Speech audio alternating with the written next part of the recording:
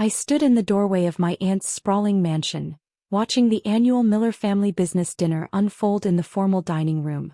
Crystal glasses clinked, designer suits gleamed, and success stories were traded like currency. The same scene that had played out every year since I was a child, except this time, everything was about to change.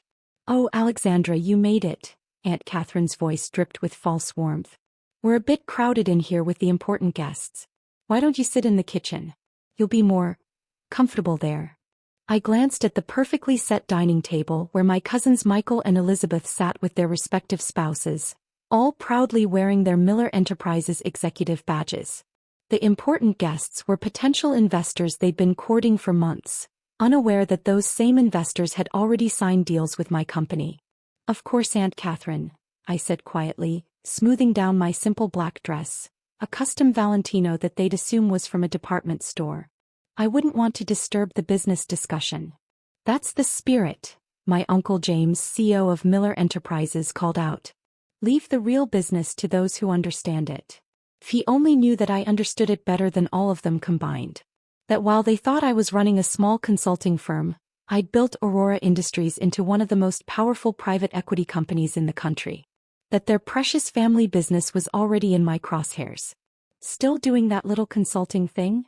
Elizabeth asked, her diamond bracelet catching the light as she gestured dismissively. "You know, we're always hiring entry-level positions at Miller Enterprises. Even you might qualify for those." I thought about the documents sitting on my desk at Aurora's headquarters. The ones that would show Elizabeth exactly what little consulting thing meant. "I'm doing fine," I replied, taking my assigned seat in the kitchen, next to the staff preparing dinner. They at least had the decency to look embarrassed on my behalf. Michael's voice carried from the dining room. "Did you hear about our latest acquisition? $300 million deal." But of course Alexandra wouldn't understand numbers that big. I suppressed a smile thinking about the billion-dollar deals I closed last month alone. About how Aurora Industries had systematically been buying up Miller Enterprises suppliers, partners and competitors. About how this dinner would be their last celebration before everything changed. My phone buzzed, my CFO's name flashed on the screen. She knew not to call during family events unless it was urgent. "Excuse me," I said to no one in particular, though I could see Aunt Catherine frowning at my rudeness. "Ms. Miller," Sarah's voice was clear and professional. "The final paperwork for the Miller Enterprises acquisition is ready. Their board has secretly approved the sale. Should we proceed with the announcement tomorrow?" I stood up, deliberately moving closer to the dining room door. "Put it on speaker, Sarah. I want to make sure I hear all the details clearly." The conversation in the dining room quieted as Sarah's voice filled the kitchen. "The purchase price is set at $2.4 billion. Significantly over market value given their recent losses. But as you predicted, their desperation to sell before the scandal breaks made them eager to accept." I watched color drain from Uncle James's face as he recognized the details of the confidential deal he'd thought was safely hidden. "And the voting shares?" I asked, loud enough to carry. "Secured. Between the shares we've quietly acquired and the proxy agreements we've obtained, we control 63% of Miller Enterprises. The family will retain only minority interest with no operational control." Elizabeth's wine glass slipped from her hand, shattering on the expensive tablecloth. Michael stood up so quickly his chair toppled backward. "What's going on?" one of the investors asked, looking between me and my shell-shocked family. I walked calmly into the dining room, phone still on speaker. "Just finalizing some business, Mr. Davidson.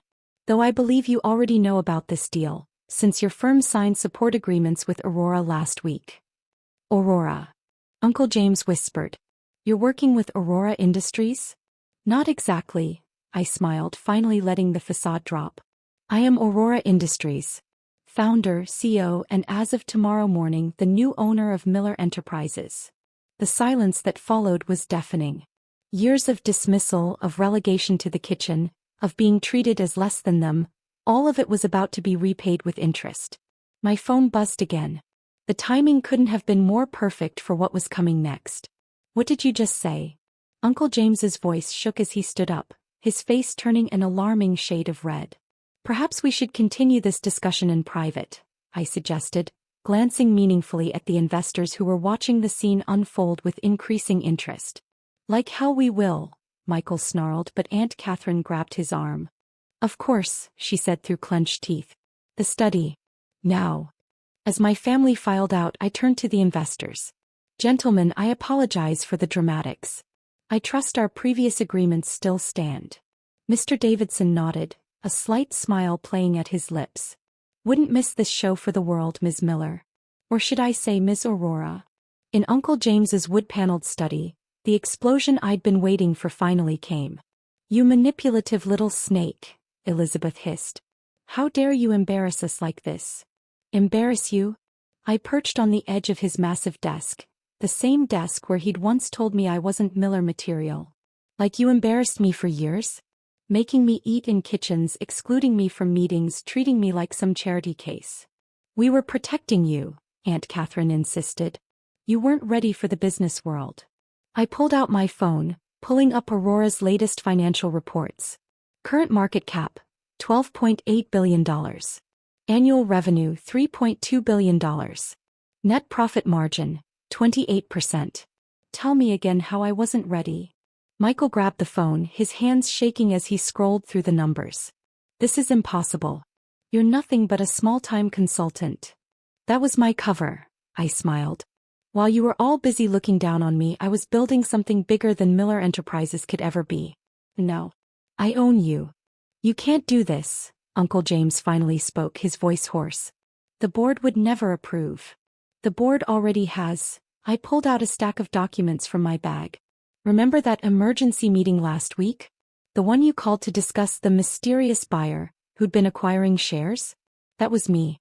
Through various shell companies, Aurora already controls the majority. Aunt Catherine sank into a leather chair, her perfect posture finally breaking. But where did you get the money? Remember that app one developed in college? The one you all laughed at. I watched comprehension dawn on their faces. Sold it for $50 million. Invested every penny. Built Aurora from the ground up while you were all too busy mocking my little consulting business to notice. Elizabeth started pacing, her designer heels clicking against the hardwood. This is about revenge, isn't it? Making us pay for not handing you everything on a silver platter. No, Elizabeth. This is about business. Miller Enterprises is undervalued, poorly managed, and ripe for acquisition. The fact that it belongs to my loving family? That's just a bonus. My phone buzzed again. Sarah was sending through the final contracts.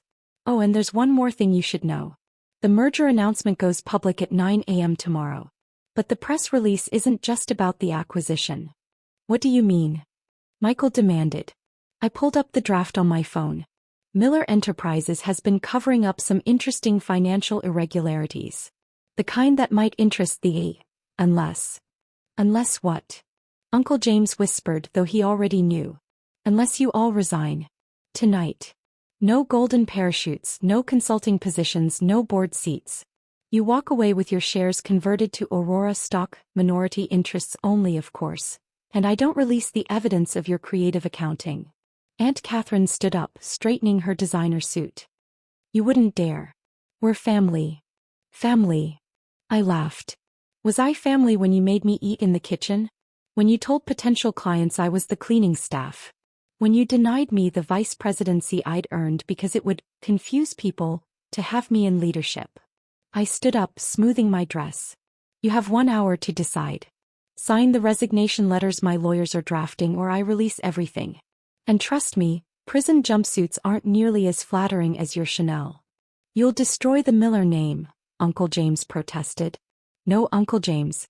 You did that yourselves. I'm just buying the remains. As I walked to the door, Elizabeth called out, Where are you going? I turned back, savoring the moment. To the dining room. I believe there's an empty seat at the head of the table now. The headlines the next morning were exactly as I'd orchestrated. Miller Enterprises acquired in surprise takeover by Aurora Industries. Family dynasty crumbles. Entire Miller board resigns. The kitchen-to-corner office. How an outcast heiress conquered her family's empire. I sat in what used to be Uncle James's office, watching the stock price climb as the market reacted to the news. My phone hadn't stopped buzzing since dawn. Uncle James, we need to talk. Family means something. Aunt Catherine, darling, Let's discuss this over brunch at the club.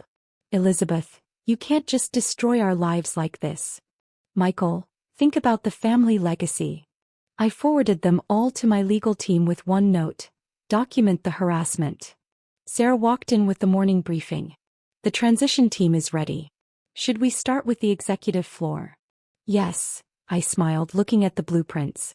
Remove the mahogany paneling first. I want glass walls. Transparency will be our new policy. And the family portraits in the boardroom? Replace them with our company values: merit, innovation, inclusion. I paused. And put a special one in the kitchen: success is served at every table. My assistant's voice came through the intercom. Ms. Miller, your family is in the lobby. All of them. I checked the security feed. They looked different now, disheveled, desperate. Elizabeth's Hermes scarf was askew. Michael's confident smirk was gone. Aunt Catherine's perfect makeup couldn't hide her fear. Send them up, I said. It's time for their exit interviews. They filed in like scolded children, standing awkwardly before the desk where Uncle James had once held court. The kitchen's that way, I pointed, watching them flinch. In case any of you feel more comfortable there. Alexandra, Uncle James stepped forward, his voice hoarse. We can fix this. Whatever grievances you have dash. Grievances. I opened a thick folder. 20 years of systematic exclusion. 15 denied promotions. 10 years of being seated in kitchens and hallways. And one particularly memorable Christmas where you said I'd never understand real business. I closed the folder. Those aren't grievances. They're motivations. We were protecting you, Aunt Catherine pleaded. No, I corrected. You were protecting yourselves. Your positions. Your power. Well, congratulations. You lost it all. Elizabeth burst into tears. What about our jobs? Our reputations? Your jobs? I smiled. Oh, you'll have to interview for them like everyone else. Merit-based hiring, imagine that concept. As for reputations, I turned my laptop to show them the trending business news. I'd say those are already handled. Michael, always the strategist, tried a different approach. The Miller name still means something. We could work together, show a united front. The Miller name meant everything to you, I agreed. Until today. Aurora Industries is acquiring all rights to the Miller brand. You can keep your name, but the business legacy you're so proud of? That belongs to me now. I pressed a button on my intercom. Send them in. The door opened and a group of young executives entered, all women and minorities who'd been previously overlooked by Miller Enterprises' old guard. Meet your new management team, I announced. All highly qualified professionals who understand that success isn't inherited, it's earned. This is revenge, Aunt Catherine whispered. This is business, I corrected. Something you claimed I'd never understand. Though I do have one special position in mind. I turned to Elizabeth. The kitchen staff needs a new manager. You'll find the uniform more comfortable than those designer suits you can't afford anymore. Later that evening, as the sun set over the city, I walked through the empty offices. The cleaning crew was removing the old Miller Enterprises logos, replacing them with Aurora's rising sun. In the boardroom, the family portraits were being taken down, making way for a new vision. My phone buzzed one last time, a text from the family group chat I'd been excluded from for years. Family dinner this Sunday. Your aunt's house. Please come. I typed back, sorry, busy with a merger. But I hear the kitchen has excellent seating. Then I blocked the number and turned to the window, watching my reflection overlap with the city lights. The scared girl they'd banished to the kitchen was gone. In her place stood a CEO who'd learned that the best revenge isn't just taking over their company, it's running it better than they ever could. 1 week later, I received an invitation to speak at my old business school. The topic? Breaking the glass ceiling and the family china. I accepted immediately. The first line of my speech would be simple. Sometimes the best view of success isn't from the head of the table, it's from the kitchen where you can watch them choke on their own pride. Because in the end, success isn't about where you sit at dinner. It's about owning the whole restaurant. Me. I was just getting started. The next morning, I called a company-wide meeting. Every employee, from janitors to executives, was invited, something the old regime had never done. Miller Enterprises was built on exclusion, I told them. Aurora rises through inclusion. Everyone here has value. Everyone here has a voice. And no one will ever be sent to the kitchen unless they're the head chef. The applause was deafening. Sometimes the person they underestimate the most becomes the one they can never overcome. And sometimes the best revenge isn't just winning, it's changing the whole game. As for my family, they're learning that success isn't served on a silver platter. Sometimes it's cooked up in the kitchen by the very person they thought would never have a seat at the table. Now I own the table. And they're the ones left hungry for what they lost.